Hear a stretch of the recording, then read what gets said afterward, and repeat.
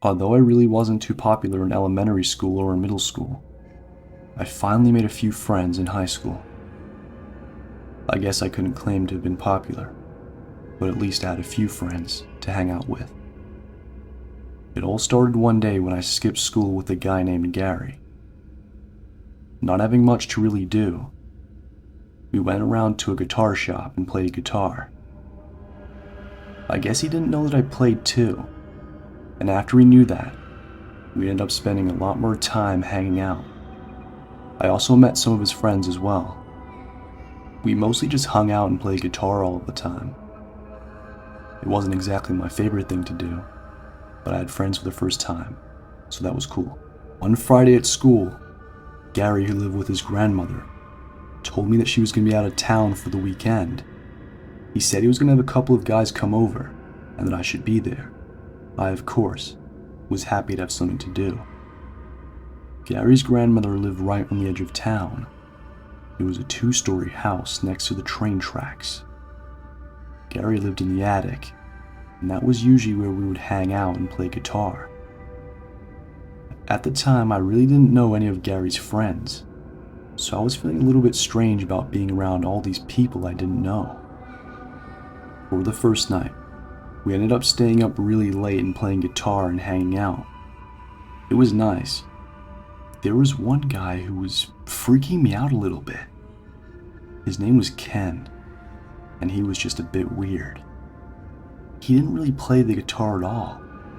He didn't even talk that much, which I thought was really weird.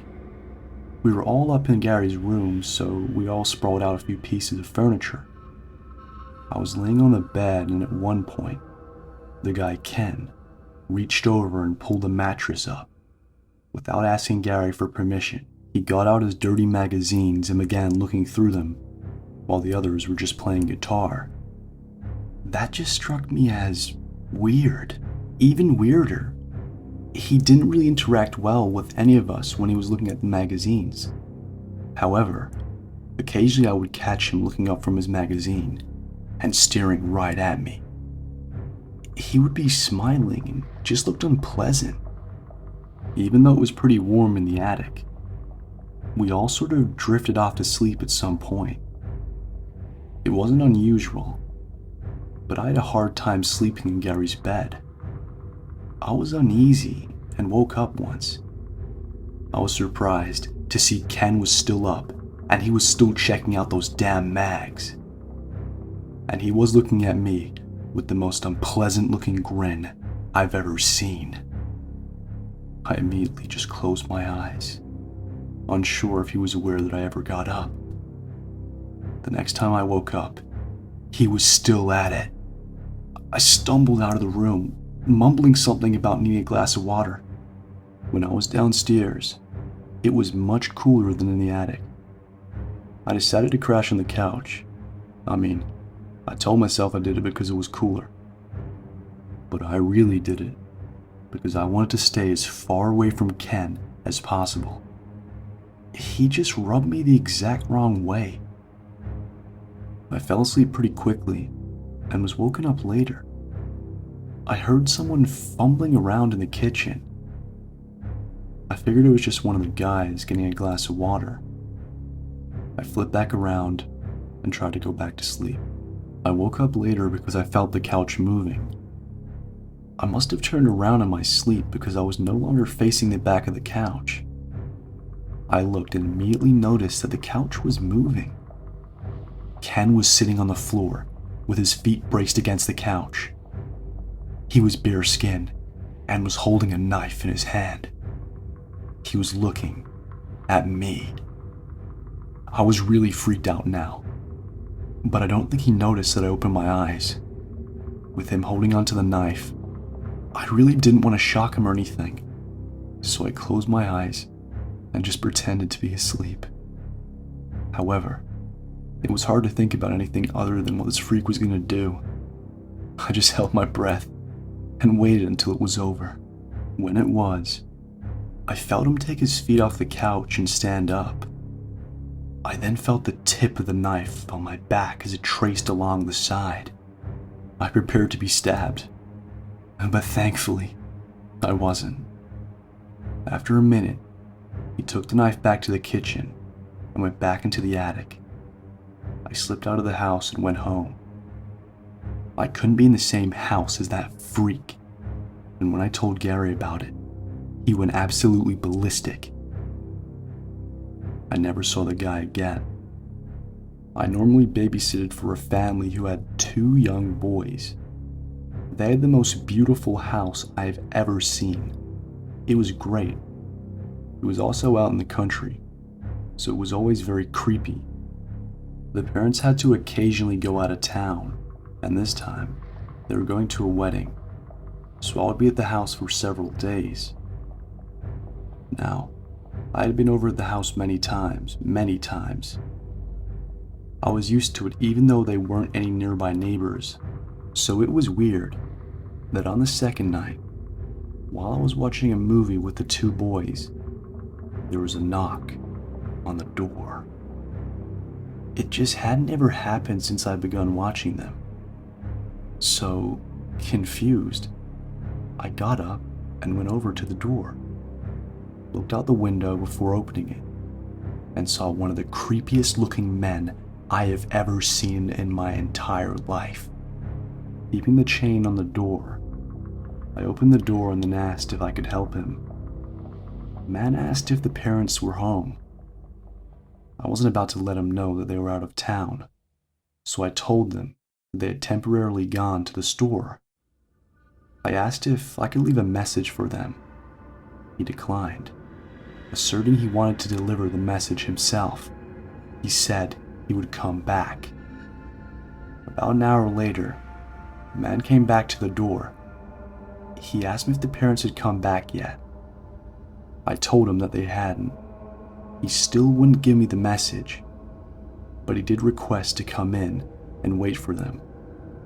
I told him I couldn't let him in, and he would just have to come back. He protested, insisting it was not easy to be constantly coming back and forth on the chance that he would miss the parents again. I insisted that he would not be allowed to come in the house. I could tell he was pretty upset, and he left the house once again. I kept expecting the man to come back later, but he didn't come back for a few hours. It was finally time to put the kids to bed. They went to bed rather easy, and I went to watch more television. Really late, about 11 p.m., I heard them knocking again at the door. Walked over to it and looked through the window. Sure enough, it was the man again. Leaving the chain on the door, I opened it again. He asked if they were home. I did not want to let him know that they were out of town, so I told him that they were, and that they had already went to bed. I asked again if I could leave a message. The man visibly got very angry. I wasn't sure what to do, but I told him I wasn't going to wake them up. With speed I didn't know the man could have had, the man reached through the opening of the door and grabbed my arm. He pulled my arm out the door. "Let me in or you're dead," the man screamed. "You're going to be dead." I tried pulling my arm away from him, and he held steady. He repeated the threat over and over again. He kept pulling me hard, knocking my head against the door more than once. I then noticed he would let go with one of his arms. He grabbed a knife out of his pocket, and I freaked. I figured I only had one chance. I did what he was doing to me. I was able to get him off balance and hit his head on the door. He let go of me and gave me enough time to pull my arm back in and shut and lock the door. I then ran and called the cops. I was worried that the man would try to break in again, but he didn't. He must have realized that he blew his only chance. The police came, and I had to call the parents, and they flew back immediately. They had no idea who the man was or who he could have been, and nobody knows to this day. I used to have friends over at my house for sleepovers a lot when I was a kid.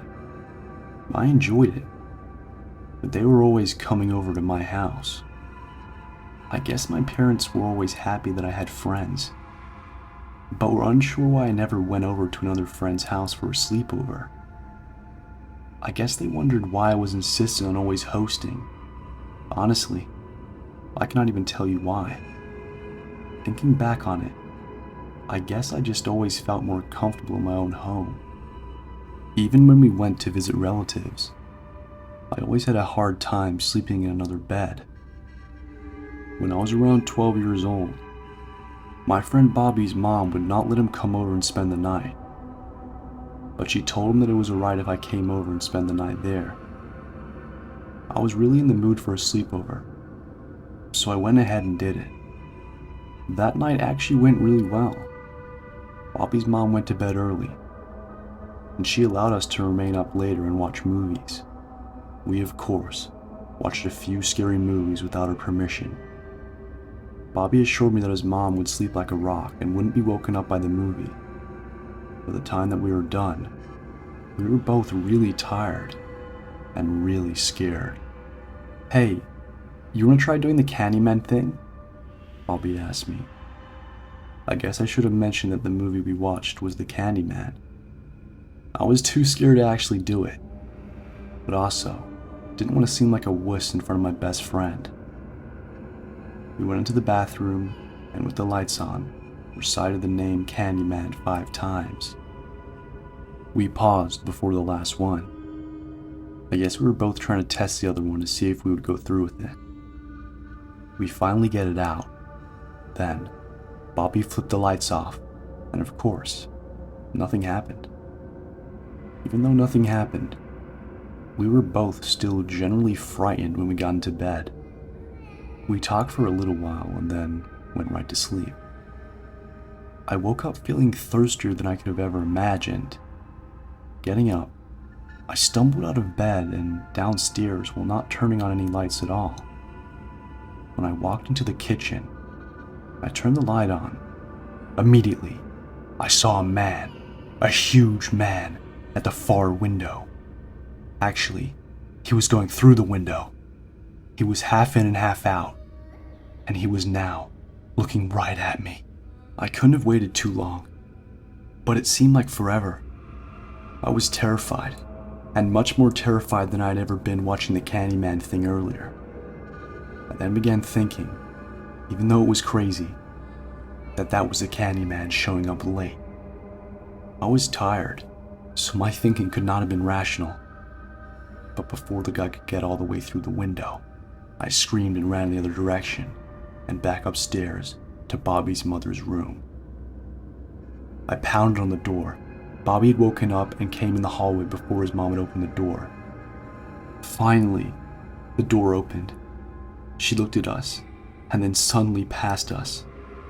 Both Bobby and I turned around and noticed the man reaching the top of the stairs. Quickly, she ushered us into the room and locked the door. She called 911 and then grabbed her gun from the closet. She told the guy, who was now rattling the door, that she had a gun and would use it. That didn't deter him until she fired a shot. He ran off. When the police got there, it turns out that Bobby's mother knew the man. He was an ex who was now stalking her. He violated a restraining order to get back into the house and get her. He was quickly arrested, and I never had a sleepover at anyone's house ever again.